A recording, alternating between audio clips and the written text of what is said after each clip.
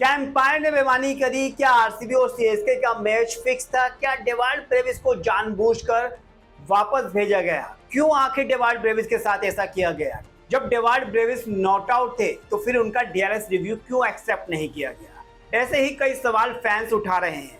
चेन्नई के बल्लेबाज Dewald Brevis जो 17वें ओवर में बल्लेबाजी करने आए, लुंगी अंगड़ी की पहले ही बॉल पर एलबीडब्ल्यू आउट दिए गए एम्पायर की तरफ से, और इस दौरान जडेजा और ब्रेविस भागकर 2 रन पूरे कर लेते हैं। इसके बाद डिस्कस करने के बाद 2-3 सेकंड के अंदर ही डेवाल्ड ब्रेविस डीआरएस रिव्यू ले लेते हैं, लेकिन एम्पायर ने इसे एक्सेप्ट नहीं किया। एम्पायर का कहना था कि टाइम खत्म हो चुका है, लेकिन हैरानी की बात है कि जब डीआरएस टाइमर स्क्रीन पर दिखाया ही नहीं गया था तो बल्लेबाज को कैसे पता चलेगा कि डीआरएस टाइमर खत्म हुआ या नहीं, क्योंकि डीआरएस टाइमर स्क्रीन पर दिखाया जाता है जो 1 से 15 सेकंड के बीच होता है, पर इस दौरान नहीं दिखाया गया। डेवाल्ड ब्रेविस को नहीं पता चला कितना टाइम हुआ, कब खत्म हुआ, और डेवाल्ड ब्रेविस ने अपने हिसाब से सही टाइम पर डीआरएस रिव्यू लिया, लेकिन एम्पायर ने इसे एक्सेप्ट नहीं किया। विराट कोहली ने भी कहा कि डीआरएस टाइम खत्म हो चुका है, और इसी वजह से जडेजा आर्ग्यूमेंट करते दिखे एम्पायर के साथ, लेकिन फिर भी डेवाल्ड ब्रेविस को आउट ही दिया गया, एक्सेप्ट नहीं किया गया डीआरएस रिव्यू और वापस भेज दिया गया।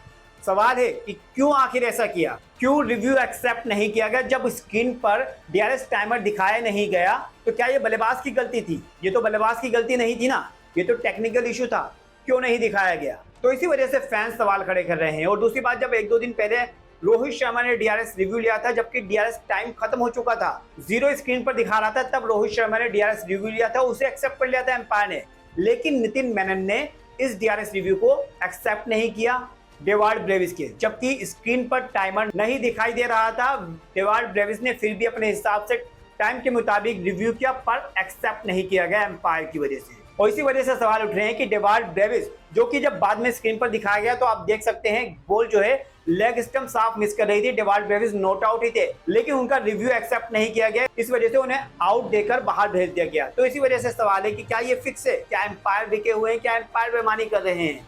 आखिर एम्पायर ने ऐसा क्यों किया? डेवाल्ड ब्रेविस जो एक अच्छे खासे हिटर हैं, जिस सिचुएशन में आए थे उनकी बहुत ज्यादा चेन्नई की जरूरत थी, लेकिन फिर भी डेवाल्ड ब्रेविस के साथ ऐसा कांड किया गया, उन्हें आउट देकर बाहर भेज दिया गया, जबकि वो नॉट आउट थे, स्क्रीन पर साफ दिख रहा है, पर डीआरएस टाइमर नहीं दिखाया गया।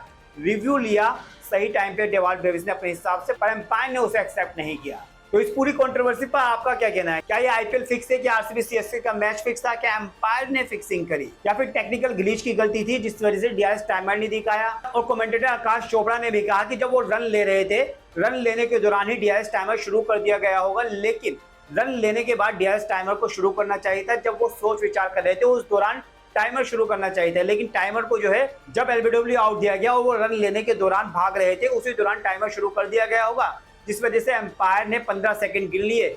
लेकिन ये गलत है, बाद में टाइमर शुरू करना चाहिए था और स्क्रीन पर तो बिल्कुल दिखाना चाहिए था, जो कि नहीं दिखाया गया। तो बल्लेबाज की कोई गलती नहीं, बल्लेबाज का रिव्यू एक्सेप्ट किया जाना चाहिए था, जो एम्पायर ने नहीं किया, और यही सबसे बड़ी गलती है। इसी वजह से कहा जा रहा है कि ये आईपीएल में बेईमानी हुई है चेन्नई सुपर किंग्स के साथ। बाकी आप बताएं, आपका क्या कहना है इस पूरे मामले पर? कमेंट करके अपनी राय जरूर बताएं।